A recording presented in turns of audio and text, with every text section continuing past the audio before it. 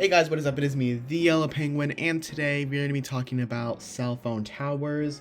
And I know this might seem boring and you might click off, but that's okay because we're going to be doing a real world example. You can skip to the time on screen right now if you do not care about the science behind it, although I'm going to talk about the science. So this is physical science. It's a waves project I did at my class, which has been edited for YouTube. All credits are in the description and slideshow. The slideshow theme that you can see right now is from slidescarnival.com. So here's an introduction to waves. The amplitude of the height of a wave is measured from the peak to the trout. The wavelength is measured from peak to peak. Wavelength is directly related to the frequency of a given waveform. The relationship between the wave's amplitude and frequency is such that it is inversely proportional to the frequency. There is no relationship between wavelength and amplitude. If we have a long wavelength, we can have a weak amplitude or a small amplitude. It does not matter. And wavelength is inversely proportional to the frequency. So cell towers, also known as cell sites, are where electronic communication equipment and antennae are mounted, allowing the surrounded area to use wireless communication devices like telephones and radios. Once a cell tower receives a signal, it will transmit the signals to a switching carrier. This allows your calls to be connected to either another mobile phone or a telephone network. And so here, as you can see, there are two examples. Right here on the left is a 5G node, which I call a mini tower. This can be used for either millimeter wave 5G or regular 5G and sometimes even LTE. When you are using millimeter 5G, the distance is up to 1,500 feet, but when using regular 5G, non-standalone or lower mid-band spectrum, it can get up to 3 miles. A normal cell tower, as you can see right here, can give long distance up to 25 miles and may or may not provide 5G connectivity, although they do provide a huge length of LTE and or 5G. How does our technology work? So as you can see in the middle picture, the wave, it is a microwave, which is how the phone and the cell towers communicate. Cell towers give your phone signals to make and receive calls, send messages, and use data. The distance from the phone and cell tower can affect cell coverage. The microwaves used for towers can connect to a phone up to 25 miles. There are 4 different types of tower signal. The oldest is 2G, which is also known as Edge. Then there's 3G, which has unfortunately been shut down last year. Then we have 4G LTE, and now we currently have 5G. So as this picture is depicting, as you can see, we have our cell tower on the right and the phone on the left. The depiction is from the distance. As you can see, we have the lower cell bars from the distance of the tower. We'll go into more detail on that a bit later.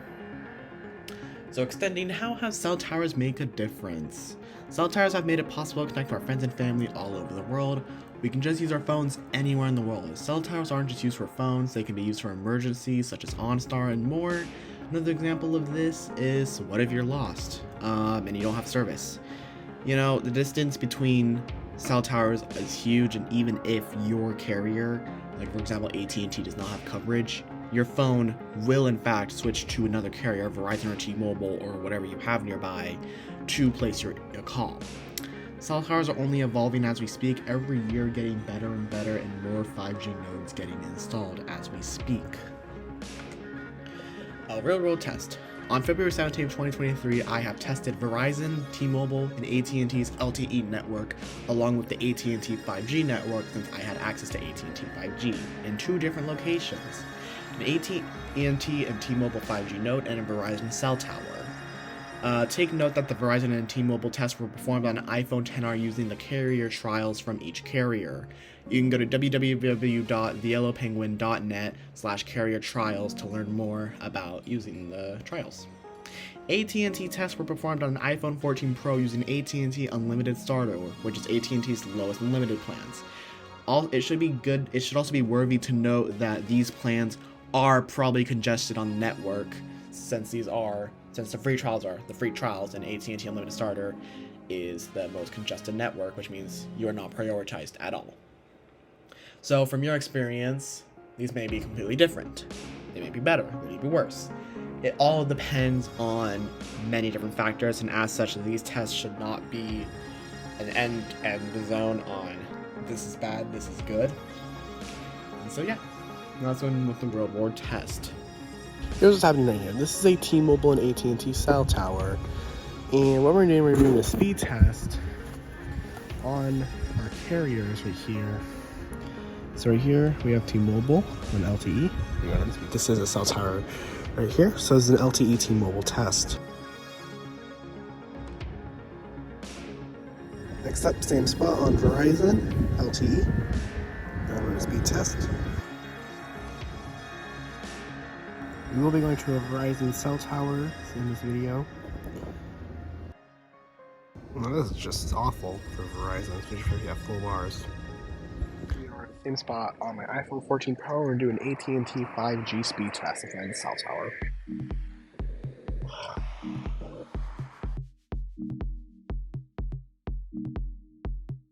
Quite remarkable. Same spot, same location. And I kid you not, LTE is in fact even faster in the same location.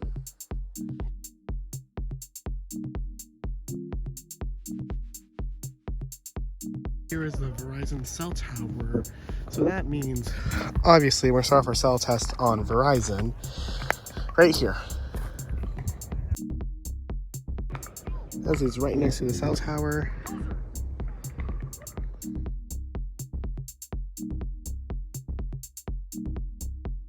T-Mobile LTE full bars next to a cell tower. Let's go and take a speed test. There we go. 3 megabits per second on T-Mobile. Very iffy on using AT&T LTE or 5G in this exact same spot. So we're going to run speed test and start on LTE with 5G enabled. Then move a little back where we know there is 5G coverage.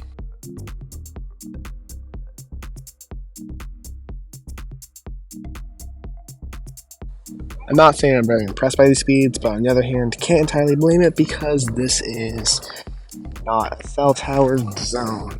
Now if I walk back, it should be getting 5G any moment.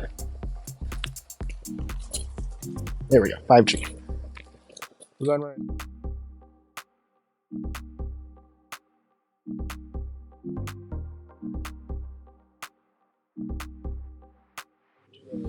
A speed test at my own home. So I'm in the front yard right now, and we'll go ahead and do a speed test.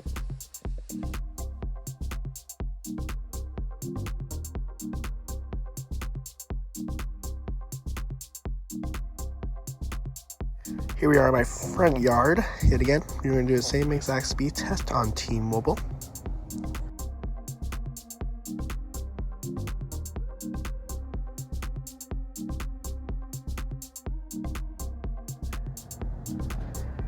Alright, we're on Verizon. We have full bars right now. Try that again. Currently on Verizon, we have full bars.